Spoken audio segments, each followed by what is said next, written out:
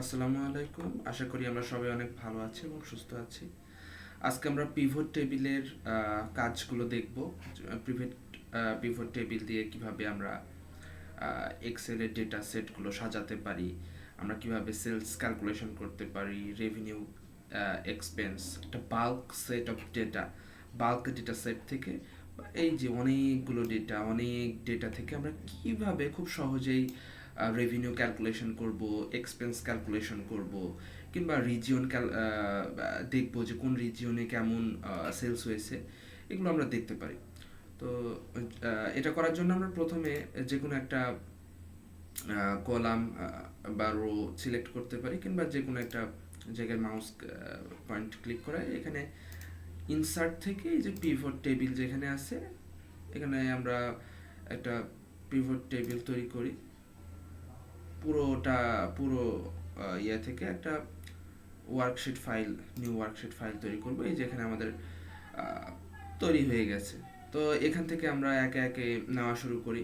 আহ, প্রথমত আমরা যদি রেভিনিউ দেখি, যে এটা সাম অফ রেভিনিউ, টোটাল রেভিনিউ, এটা হচ্ছে টোটাল রেভিনিউ। আমরা টোটাল রেভিনিউ দেখতে পাচ্ছি। টোটাল রেভিনিউটা আমরা কিসের এগেনস্টে দেখব? আমরা যদি দেখি এখানে আমরা প্রোডাক্টের এগেনস্টে দেখব, তাহলে আমরা বেশ কয়েকটা প্রোডাক্ট এখানে পেয়ে গেলাম। কি কি পেলাম? এখানে EarPod, iPad, iPhone, iWatch, MacBook, এই 8টা প্রোডাক্ট পেয়ে গেলাম।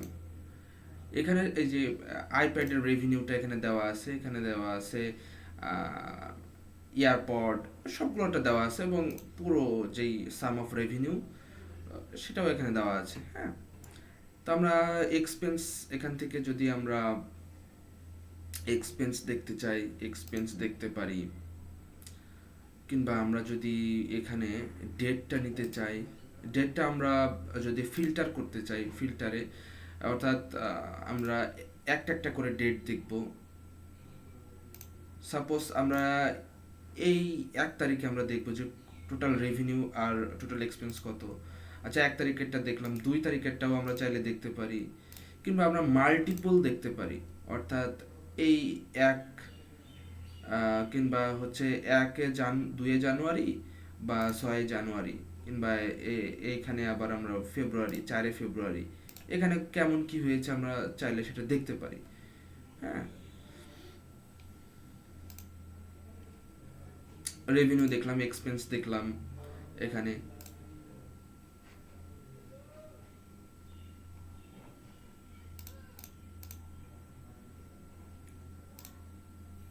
এখান থেকে আমরা আবার অ্যাভারেজ দেখতে পারি, যে অ্যাভারেজ এক্সপেন্স কত। তো রাইট ক্লিক করে আমরা এখানে যে সামারাইজ ভ্যালু বাই, এখান থেকে আমরা অ্যাভারেজটা নিয়ে নিলে আমরা এখানে অ্যাভারেজ এক্সপেন্স দেখতে পাচ্ছি। সেম ভাবে অ্যাভারেজ রেভিনিউটাও আমরা দেখতে পেলাম। হ্যাঁ, এখান থেকে যদি আমরা আবার এই যে রিজিয়ন সেট করি, তাহলে আমরা দেখতে পাচ্ছি যে এয়ারপড কোন রিজিয়নে কতটা সেল হয়েছে, তার রেভিনিউ কত, তার এক্সপেন্স কত, এগুলো সব আমরা এখানে দেখতে পাচ্ছি একে একে। আমরা যদি এটা এখানে ফিল্টারে যদি এখানে অ্যাড করি, তাহলে আমরা খুব সহজেই জাস্ট বের করতে পারবো যে কোন রিজিয়নে কোনটা কেমন সেল হয়েছে। যেমন নর্থ আমেরিকা, এইখানে জাস্ট ওর সেলটা কত, রেভিনিউটা কত আছে, এয়ারপোর্টের রেভিনিউ কত আছে, এক্সপেন্স কত আছে। আমি যদি এখান থেকে আবার ডেট সিলেক্ট করে দিই, যে 6, এইটা যদি দেখি যে 6 জানুয়ারিতে কোনো এই এখানে রেভিনিউ বা এক্সপেন্স নাই। যদি আমরা আরও কয়েকটা অ্যাড করি, হয়তো আমরা দেখতে পাবো, বা এখানে দেখতে পাচ্ছি না, মাল্টিপল ডেট দেওয়ার পরেও দেখতে পাচ্ছি না। মানে নর্থ আমেরিকায় গিয়ে দেখি যে কেমন আছে, এখানেও তেমন কিছু আমরা দেখতে পাচ্ছি না। যাই হোক, তো এখানে আমরা অনেক জিনিসপত্র এখানে দেখতে পাচ্ছি। এখানে যদি আমরা আইডি নাম্বারে ক্লিক করি, তাহলে আইডি নাম্বারগুলো আমরা দেখতে পারবো। এখানে আমরা অল দিয়ে দিই।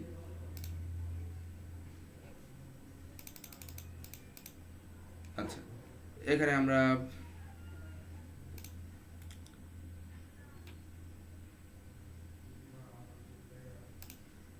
আইডি নাম্বারগুলোও আমরা দেখতে পাচ্ছি এখানে, সাম অফ আইডি নাম্বার।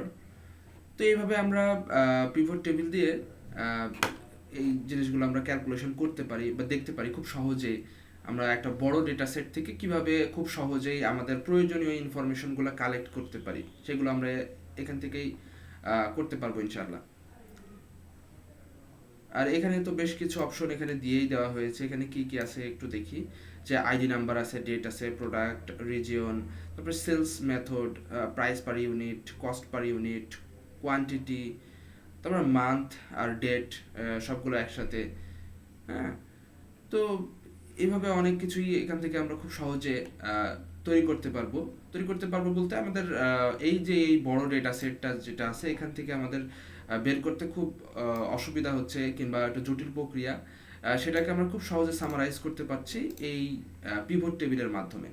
তো সবাইকে অসংখ্য ধন্যবাদ। আমরা পিভট টেবিল সম্পর্কে আজকে দেখলাম।